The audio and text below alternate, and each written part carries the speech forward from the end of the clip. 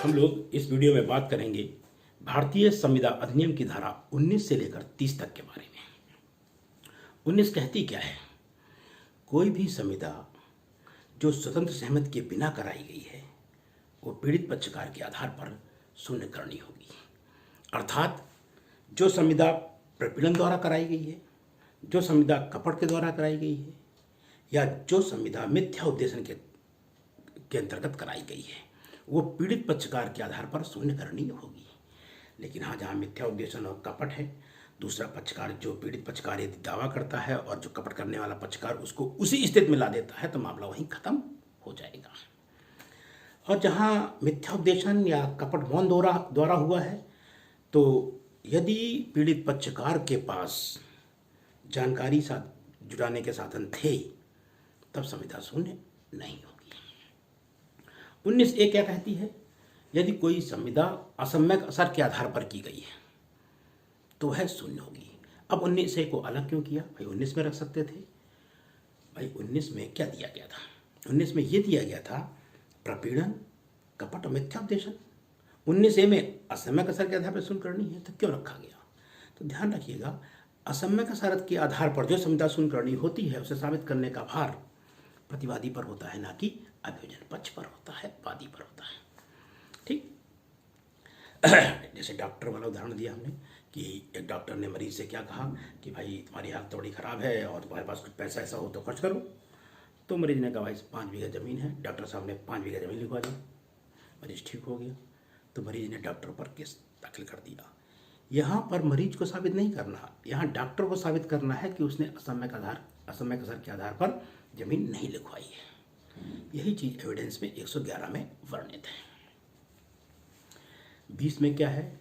जब दोनों पक्षकार तथ्य की भूल करते हैं तो संविदा शून्य होगी।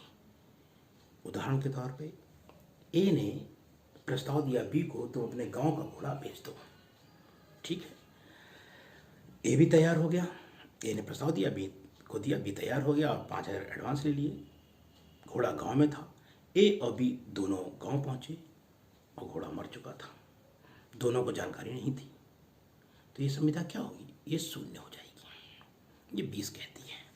21 कहती है विधि की भूल क्षम नहीं है। दोनों पक्षकार मिलकर विधि को तोड़ मोड़ नहीं सकते, इधर उधर नहीं कर सकते। यदि मान लीजिए कोई ये नहीं कह सकता कि हम लोग तो आप संविदा करते हैं और कोई वाद नहीं लाएगा। यदि ऐसा मामला करते हैं तो वो शून्य हो जाएगा। कोई भी व्यक्ति वाद ला सकता है। या फिर संविदा के विधि के नियमों को कहते हैं कि 3 साल की जगह परिसीमा काल 1 साल करते हो तो नहीं चलेगा। विधि की भूल जब नहीं होगी। 22 क्या कहती है? जब दोनों पक्षकारों में से कोई एक पक्षकार तथ्य की भूल करता है तब संविदा शून्य करनी नहीं है। जब दोनों पक्षकारों में से कोई एक पक्षकार तथ्य की भूल करता है तो संविदा शून्य करनी नहीं है। हमने एक आदमी को खेत बेचा, उदाहरण के तौर पे, कि भाई ये तालाब वाला खेत ले लो। उस गांव में 2 तालाब थे। एक इधर हम सोच रहे हैं हम ये तालाब वाला खेत बेच रहे हैं, वो सोच रहा है वो वाला तालाब वाला खेत बेच रहे हैं। हमने ये वाला तालाब बेच दिया, सब रजिस्ट्री हो गई। अब कह सर हम तो भूल गए थे, हमने सोचा वो तालाब है।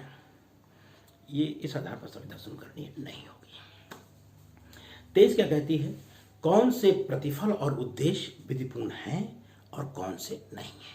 इसके अंतर्गत 5 बिंदु हैं। नंबर 1, कोई ऐसी संविदा जो विधि विरुद्ध हो। क्या संविदा कर रहे हैं कि तुम बाराबंकी से 4 किलो स्मैक ले आना, ये कोई संविदा है? शून्य होगी। नंबर 2, कोई ऐसी संविदा है जिसे अनुज्ञात किया जाए वह विधि के उपबंधों को निष्फल कर देगी। कोई 2 व्यक्ति ऐसी संविदा करते हैं जो विधि के उपबंधों को निष्फल करना चाहते हैं, वो शून्य होगी। उदाहरण के तौर पे कोर्ट ने, न्यायालय ने ये से कहा कि तुम 5,000 रुपये का एक गवाह प्रस्तुत करो कोर्ट में और उसके बाद तुम्हारा काम होगा या जमानत पर तुम्हें छोड़ा जाएगा या अन्य कोई बात। अब ए के पास कोई जमानत गिर नहीं था, उसने बी को 5,000 रुपये दिए और जमानत ले ली। और जब जमानत कट गई तो जमानत ले तो ली उसने, कोई दिक्कत नहीं है। और ए ने बी से कह रखा था जब हम तुम्हारी जमानत कटवा देंगे तो 5,000 रुपये आप हमको वापस कर देना। बी ने कहा ठीक है। ए ने बी को से 5,000 की जमानत दिलवा दी, छूट गया। बाद में ए ने बी की जमानत कटवा भी दी और फिर ए ने बी से कहा 5,000 रुपये दो मेरा, बी ने 5,000 रुपये नहीं दिया। ए ने क्या किया, बी पर केस लाया, असफल हो जाएगा। क्यों? न्यायालय कह रहा था एक ऐसे व्यक्ति को बुलाओ जो तुम्हारी 5,000 की जमानत दें, वो भी तुम खरीद के ले आए। तो ऐसी कोई संविधा जो विधि के उपबंधों को निष्फल कर देगी, शून्य हो जाएगी। तीसरा, कपट के आधार पर शून्य करनी है। चौथा, शरीर और संपत्ति वाले मामले, चक्कू वक्कू मार के उसके बाद समझौते तो होंगे नहीं।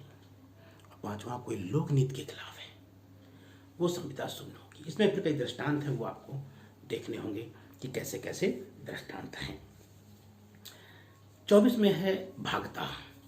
कोई ऐसी संविधा है जिसका आधा प्रतिफल तो आधा भाग तो मान्य है और आधा अमान्य है, तो पूरी संविधा शून्य हो जाएगी यदि मान्य वाले भाग से अमान्य वाले भाग को अलग नहीं किया जा सकता है। तो धारा 25 क्या कहती है? धारा 25 कहती है बिना प्रतिफल के करार शून्य है। बिना प्रतिफल के करार शून्य है, सिवाय प्रेम और स्नेह में लिखित और रजिस्ट्रीकरण कर करके दान दिया गया है, वचनदाता की वांछा पर, और तीसरा टाइम बार डेप्ट, काल अवरोधित ऋण। ये तीन तो कोई प्रतिफल नहीं होगा तब भी चल जाएगा, अन्यथा बिना प्रतिफल के करार शून्य होता है। इसमें एक बहुत अच्छा उदाहरण है। ए ने एक पेपर में निकाला कि कोई व्यक्ति यदि पैसा इन्वेस्टमेंट करना चाहता है तो इस नंबर से कांटेक्ट करें और वो आदमी आपको अच्छी राय देगा। एक व्यक्ति ने उस नंबर से कांटेक्ट किया और उसको पता लगा कि पैसा खा गया। तो उसने उसने जो पीड़ित पक्षकार था उसने अखबार वाले पे केस किया। तो अखबार वाला कहता क्या है साहब, हमारा इसमें प्रतिफल क्या है? तो न्यायालय ने कहा नहीं, प्रतिफल है। तो उन्होंने नंबर इसलिए निकाला ऐड में कि तुम्हारे पेपरों की बिक्री ज़्यादा होगी, अर्थात पेपरदायी हो जाएगा। अब कोई संविदा बिना प्रतिफल के शून्य होती है। उदाहरण के तौर पर मैं तुमको मकान बेचता हूँ बिना पैसे के, शून्य हो जाएगी। कम तो हो सकता है प्रतिफल, लेकिन प्रतिफल अवश्य है। तीन चीजों को छोड़कर, क्या पहला क्या बताया? प्रेम और स्नेह में लिखित और रजिस्ट्रीकरण करके एक दान भी लिख लेना। ठीक है, लिख दिया जब मन हो जाएगा। दूसरा, वचनदाता की वांछा पे। वचनदाता की वांछा क्या होती है? उदाहरण के तौर पे एक आदमी का पर्स गिर गया, दूसरे आदमी को मिला, उसने देखा भाई इनका पर्स है और वापस दे दिया। जिसको पर्स वापस दिया उसने स्वेच्छा से कहा मैं तुम्हें 1,000 रुपये दूंगा, और बाद में मना कर दिया। वो पक्षकार जिसको पर्स दिया था उस पर वाद लाएगा और जिसने 1,000 रुपये का वादा किया था उसे देना होगा, क्योंकि उस व्यक्ति ने पर्स आपको पहले दे दिया था, वादा आपने बाद में किया था, इसलिए देना होगा। ये तर्क नहीं चलेगा कि किसी का कोई सामान खो जाए तो एक आदमी का देने का जिम्मेदारी होती है कि नैतिक जिम्मेदारी है उसको दे। नैतिक जिम्मेदारी तो है, लेकिन आपने वादा क्यों किया था? तीसरा है टाइम बार डेप्ट, काल अवरोधित ऋण। टाइम पीरियड समाप्त हो गया है, दोनों पक्षकार आपस में सहमत करके टाइम पीरियड बढ़ाते हैं, तो इसमें प्रतिफल की कोई आवश्यकता नहीं होती है। इसी तरह 185 है, कॉन्ट्रैक्ट का ही एजेंसी बनाने में प्रतिफल की आवश्यकता नहीं होती है। 26 क्या कहती है? विवाह अवरोधक करार शून्य है। कोई ऐसी शर्त नहीं रख सकते हैं कि ये काम करोगे लेकिन विवाह नहीं करना, यदि ऐसा है तो शून्य है। 27 क्या कहती है? व्यापार अवरोधक करार शून्य है। कोई आदमी ये नहीं कह सकता कि हम पैसा देंगे तुम दुकान ना खोलना, पैसा भी ले लेगा दुकान भी खोल लेगा। हाँ, पार्टनरशिप के अंतर्गत 54 के अंतर्गत आ जाएगा कि हाँ व्यापार अवरोधक करार शून्य नहीं होता वहाँ पे, कि 4 लोग एक भागीदारी की फर्म बनाते हैं और कहते क्या है कि कोई आदमी दूसरा व्यापार नहीं करेगा जब तक ये फर्म है। यदि ऐसी फर्म बनाते हैं तो वो मान्य है, ये व्यापार अवरोधी करार नहीं माना जाएगा। 28 क्या है? विधिक अवरोधी करार शून्य है।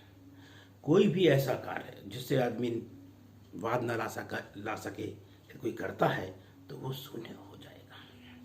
29 क्या है? अनिश्चितता के कारण करार शून्य है। घोड़ा 3,000, 4,000, 5,000 का ले लो, अब घोड़ा 3,000 का है कि 4,000 का है कि 5,000 का, ये क्लियर ही नहीं है। तो ये क्या है? अनिश्चितता के कारण करार शून्य है। ये आपको एविडेंस में 93 में भी मिल जाएगा। 30 क्या कहती है? पदम करार। पदम करार क्या होता है? बाजी करार शून्य है। अब बाजी करार क्या है? एक अनिश्चित घटना हो, घटना किसी के नियंत्रण में ना हो, दूसरा पॉइंट हो गया। तीसरा, हारने और जीतने के दोनों पक्षकारों के पास बराबर अवसर हो, और चौथा, इसके अलावा कोई अन्य हित ना हो। यदि ये 4 पॉइंट हैं तो इस पदम करार है और शून्य है। इसको एक उदाहरण के माध्यम से समझ लेते हैं। मैंने कहा 1 मार्च को बारिश होगी, दूसरे पक्षकार ने कहा नहीं होगी, नहीं होगी।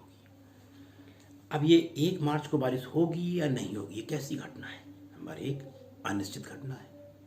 नंबर 2, दोनों पक्षकारों में से किसी के नियंत्रण में नहीं है। तीसरा, हारने और जीतने के दोनों के पास बराबर अवसर हैं। और चौथा, इसके अलावा कोई अन्य हित नहीं है। ध्यान रखना, घटना भविष्य की हो सकती है या पश्चातवर्ती भी हो सकती है। पश्चातवर्ती का उदाहरण ले लीजिए। हिटलर इस दिन मरा था, हमने कहा, उसने कहा नहीं मरा था। घटना तो मरा तो ही है, लेकिन हमारे दोनों के नियंत्रण में तो है नहीं, और बराबर हारने जीतने के अवसर हैं, इसके अलावा कोई अनहित नहीं है। तो ये बाजी करार है, पदम करार है, शून्य है। इससे पैसा मांगा नहीं जा सकता है, पैसा किसी ने दे दिया है तो वापस नहीं लिया जा सकता है। लेकिन हाँ, वायदा कारोबार में ये मान्य है। वायदा कारोबार में क्या होता है कि किसी एक विशेष दिन किसी चीज़ के भाव को घटने बढ़ने को लेकर, हमें सामान खरीदना नहीं है, उनका सोना 10,000 में, 50,000 में, तुमने कहा नहीं 49,000 में, ना हम सोना खरीद रहे हैं ना आप खरीद रहे हैं। हमारी बात सही निकल गई, मान लिया 50,000 की, आपने 49,000 कहा था, आप 1,000 रुपये में दे दीजिए। ये वायदा कारोबार है, ये मान्य है। यदि कोई घुड़दौड़ है उसको भी मान्य कर दिया गया है। ये हमने बात की कहाँ से कहाँ तक? 19 से लेकर 30 तक। ध्यान कर लीजिए, 30 के बाद 35-36 तो ठीक है, फिर उसके बाद कुछ धाराएं हैं, जैसे 39 है, फिर अच्छी धारा क्या है, 54 है, 55 है, 56 है, फिर 60 से लेकर 63 है, और 68 से लेके पूरी 73 तक तो पूरी पढ़नी है। अब फिर हम जो मेन धाराएं हैं उस पर चर्चा करेंगे 73 तक, उसके बाद फिर 73-74 तक, उसके बाद फिर 124 से आएंगे, फिर उन टॉपिकों पे बात करेंगे। अभी आप 1 से लेकर 30 तक, 1 से लेकर 30 तक पीछे वीडियो पड़ा हुआ है, उसे आप देख सकते हैं, और आगे इसके जो आगे वर्जन आएगा उसमें देखेंगे। ये वीडियो आपको कैसे लगा जरूर बताएं, लाइक करें, शेयर करें और आगे बढ़ाएं।